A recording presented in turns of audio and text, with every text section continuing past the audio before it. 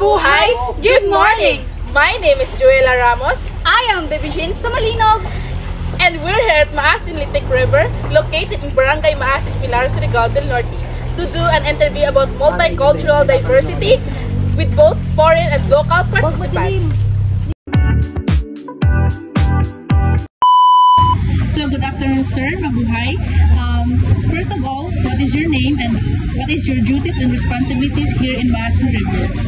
Mabuhay. So, ako si Jerome Suarez Baranday and I work as a phone sales in sa Litik Maasin River. So, mainly, my duty is to welcome and to introduce what are the things that you can enjoy inside the Litik Maasin River.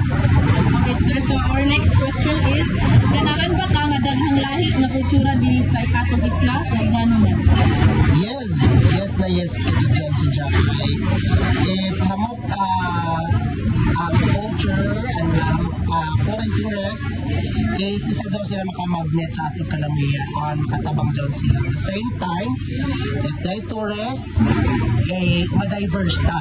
Kabay ta mag-adjust, regardless of foreign races, and kabay sa ta ma-civilized and ma-educate sa ta, unay sabjaon sa sila inasod. So, basta lamang, respeto ang pinaka-the best. Respect for cultures, norms, behaviors, traditions, para mas smooth ang running sa transaction or sa system diri sa pang-turismo. Okay, sir. So, our third question goes like this. Kung saan yung pagpakita ang respeto sa uban na kultura? Just by saying mabuhay alone, it's a kind of respect. Yes, and even though we're a Siargao noon, po and popo still applicable sa pag-greet sa mga tourists. And if dili ta maka-communicate through English, at least kay bayuta mo with gesture na natawag ta, welcome nato sila, regardless kung sino pa sila ng mga tao. Okay, sir. Next, unsa nga pagkaon gikan sa lain nga kultura imong natilawan o ganahan kaayo? So, most likely mga Italian food, mga pizza, mga pasta, mga jam coffee dito na coffee Americano. At first, medyo na-weirduhan ako sa ila taste, but kaduga dyan is na I get used to the taste of the foreign, mga Italiano, no? Mga French na mga pagkaon. Na kuha na ako sa nahiligan ko na sa Japan, kaya at the same time, kuha sa healthy, low carbs, compare sa ato kasi ginakaon na rice. Although rice is good for carbohydrates and energy, but balance is a thing sa pagkaon.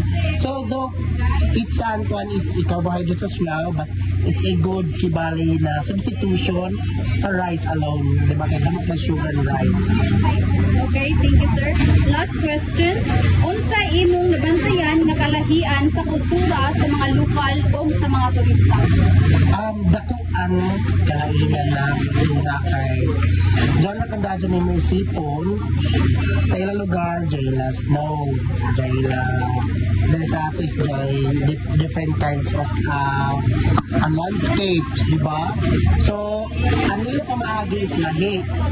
So, when let's say kultura, apela siguro dyan po mga fiesta, sana dyan pakig-abi-abi, hospitality, sa kay ang ato geophysical or main location is, like for example, sa neighborhood, madali mo na maistorya ni mo ka silingan. Oo. Compare mo kasi sa ilang kultura na lahi sa ilang babagi. So, more on kibali hospitality sa communication or relation sa ilang matag silingan. So, most likely, ang mahitabo dyan is maka-affect sa ilang behavior. So, isa na kaya kikuan, respeto.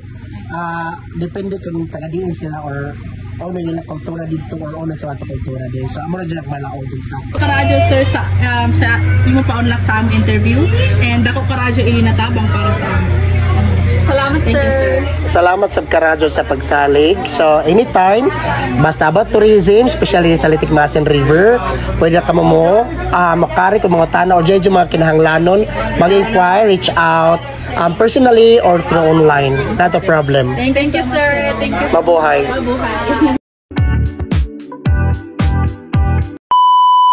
Okay, good afternoon, sir. So your first question goes like this. What are some cultural differences you have noticed in this country? Sir. So I feel like the rhythm of life like here is more like chill and relaxed, and in our country I think it's very quickly.